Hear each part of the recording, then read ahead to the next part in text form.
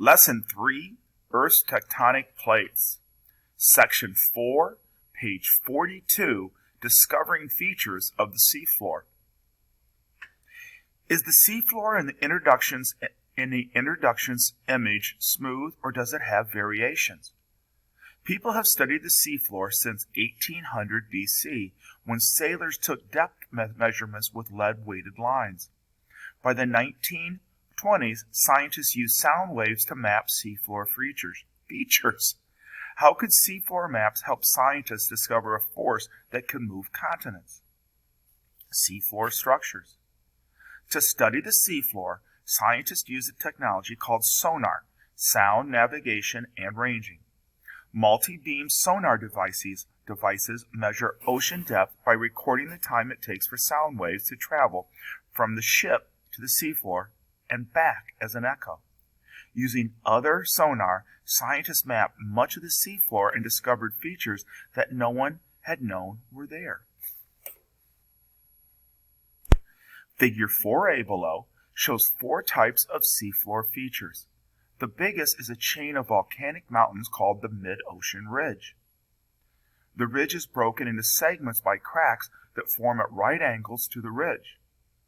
The mountains on either side of the cracks move past each other in opposite directions. Scientists call these features fracture zones. A fracture zone is a kind of fault, a break in Earth's crust where the rocks on either side have moved. What causes these cracks to form? So let's look again. So here's the continental shelf, and now these are thousands of miles apart, okay? And then here is the mid-ocean ridge. And notice that they don't line up, that this ridge doesn't line up with this ridge all that close. It's because different parts of the ocean floor moves at different times.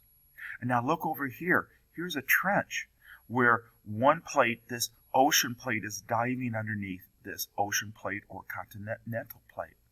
So here we have mountains. Here we have a mid-ocean ridge. And it's called a fracture zone because they're broken into pieces.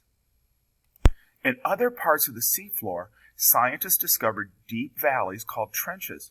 Most trenches are thousands of kilometers long and several kilometers deep. Scientists observed that trenches are located where 2 tectonic plates converge, with one forced underneath the other. Another feature revealed by sonar was continental shelves. They are the outer edge of continents. They cannot be seen because they are underwater. Scientists found that the continental shelves of different continents fit together even better than continental coastlines do. Seafloor spreading. In the early 1960s, scientists hypothesized that the new lithosphere continuously forms at the mid-ocean ridge in a process called seafloor spreading. Seafloor spreading is the process by which the rocks on either side of the mid-ocean ridge slowly pull away from each other, allowing molten rock to rise and solidify, forming new seafloor. The seafloor slowly spreads out away from the mid-ocean ridge, allowing new seafloor to form. Seafloor spreading helped to explain how continents like South America and Africa moved away from each other. But what was the evidence for seafloor spreading? If seafloor spreading were occurring, then the seafloor closest to the mid-ocean ridge would be the youngest, and the seafloor farthest away from the mid-ocean ridge would be the oldest. This is a pretty long session, so I'm right here at 2. To see if this age pattern existed, scientists needed to obtain rock samples from the seafloor at different distances from the mid-ocean ridge and determine their ages. As shown in figure 4b, let me slide this back up so you can see 4b. They were eventually able to map the age of seafloor rocks and found what they were looking for. The youngest rocks, in red, occur along the mid-ocean ridge. The oldest rocks, in blue, occur farther away from the mid-ocean ridges. Wow, look at this. So these red imaged crack is the mid-ocean ridge. These are the youngest rocks. And they get older as they move away on either side. New rock is being created here, pushed up, and it spreads the plates apart. That's pretty cool. I'm right here. Here we go. Seafloor spreading explained the age pattern in the rocks on either side of the mid-ocean ridge. However, it raised a new question. If new seafloor is continuously forming at the mid-ocean ridges, why isn't the Earth getting bigger?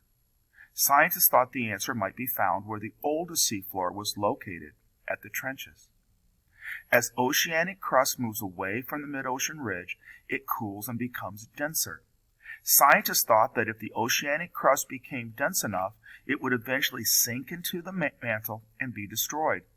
Because ocean trenches are deep valleys and are located far from mid-ocean ridges, they were the most likely places this could happen. Just as recycled glass and aluminum are melted and reused, scientists thought that oceanic crust would be constantly recycled as new crust formed along the mid-ocean ridge and old crust was destroyed at the trenches.